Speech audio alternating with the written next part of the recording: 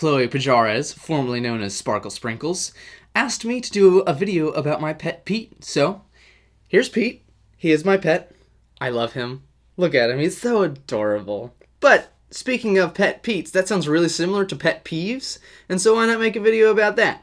I don't know if anybody else has this pet peeve, but you know whenever you're like tired and you're just coming home and you're just like, oh, I just want to love on my pet all day.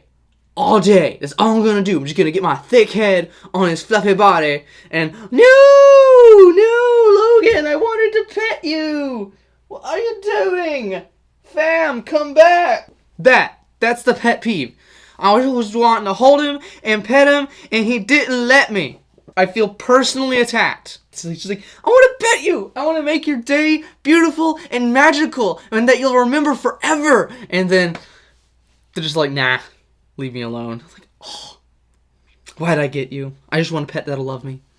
And this is a pet peeve I talk about every single episode, so I'm just going to cover it right here real quick. And it's hands getting greasy, okay? Because, I mean, it's just like, if your hands are greasy and the door is closed to the bathroom, you just get stuck doing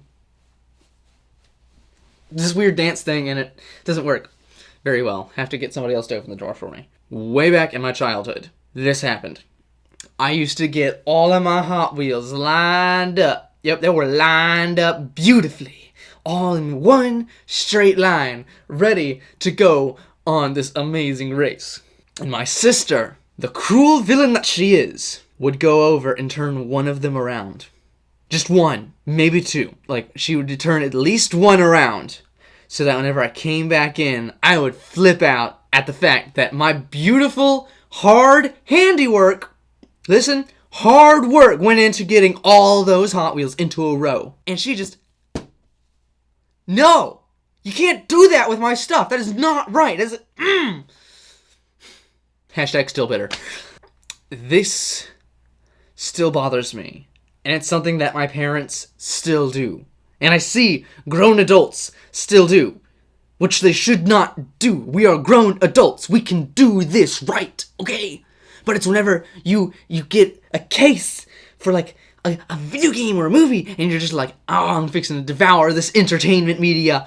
And you get it, and you open it up, and it's like, bah! And it's the wrong disc.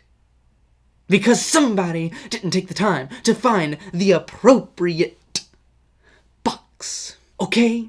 No, you have time to find the correct box. Whether or not it's just waiting for the intro commercials on disc to go by, or for the intro credits to end. I don't care what it is. You have time to find its original home. And if it doesn't have its original home anymore, you go find something to wrap it in, okay? To wrap it in. And then, that's it. There you go. Just get a marker, write new disc case, whatever, for whatever it is. Just, that's it. That's all you need. Ugh. Why do people still do that? It's like, it's not where it belongs. And then that's how you get like 20 different cases, all with the wrong film. And then you have to spend an entire day reorganizing all of them. Why do people do this? But while we're on the subject of discs, I don't want to stay on this one long because I can't handle it. When people grab the disc with their fingers instead of sticking it through the gap and holding it by its sides. Okay, it's just you're getting fingerprints on it that will ruin the disc. That's all I'm going to say. I need to quickly leave the subject. And this pet peeve in hindsight was a little ridiculous just because it was such an impossible standard, and I kind of wish my mom would have like said something about it. She just kind of catered to me, which is not the right thing to do in this moment, or to come up with a clever way of getting me around this problem. And that was like with Pop-Tarts. I would open it and I'd need the Pop-Tart to come out perfectly, because if it wasn't perfect, I thought it was like defective and you couldn't eat it anymore, or at least I didn't want to. So any Pop-Tart that came out and it was like slightly broken, I was like, it's over.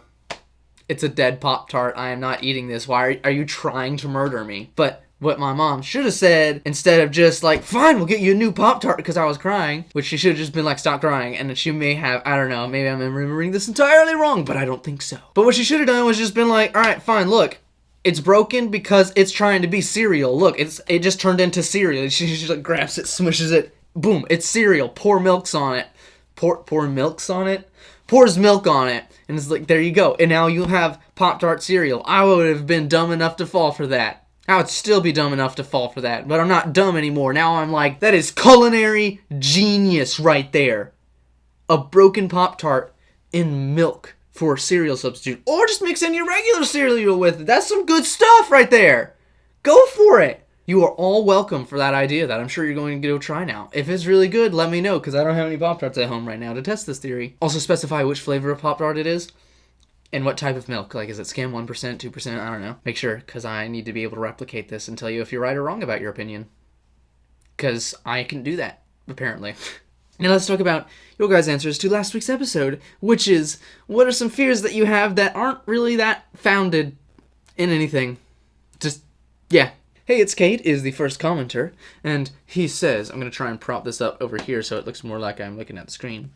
I have a fear that when I am sitting on the toilet, that something is going to bite me.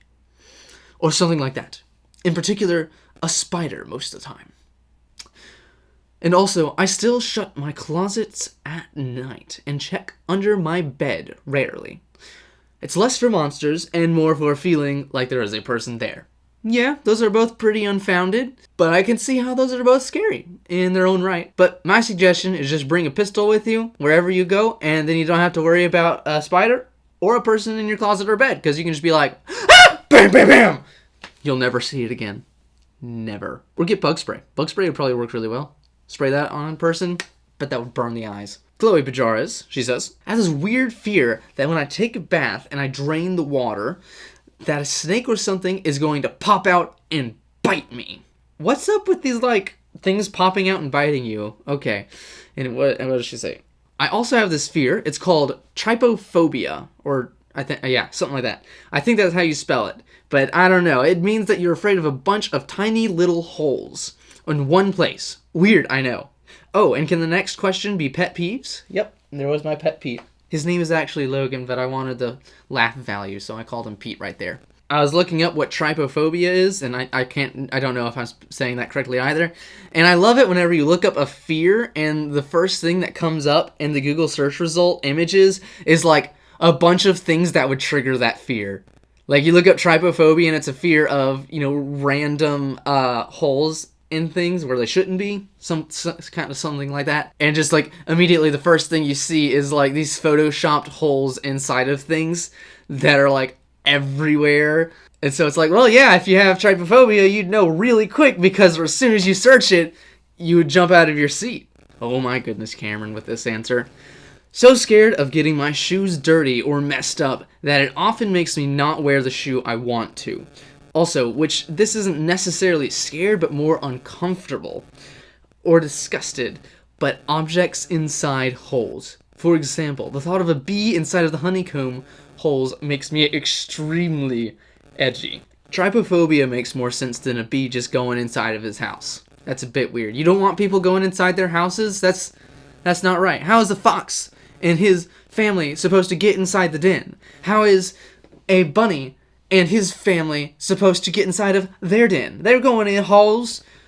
Are you upset at them, or is it just ugly things like bees that you don't like going in holes? Is that it?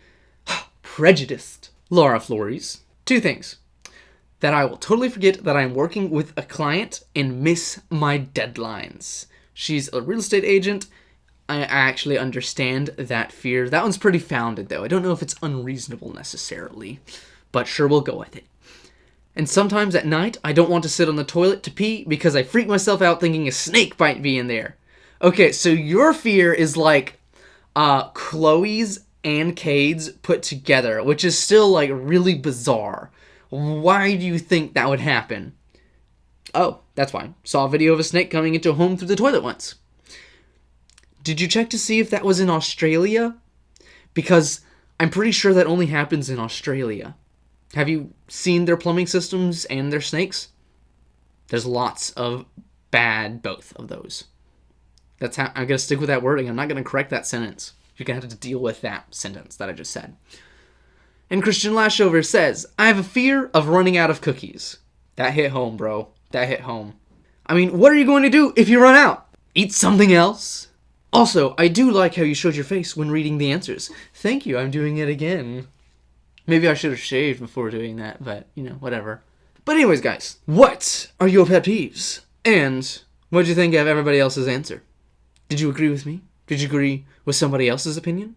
Do you think somebody else's fear is founded that I didn't think was founded, or that wasn't founded that I thought was founded, or that, I don't know.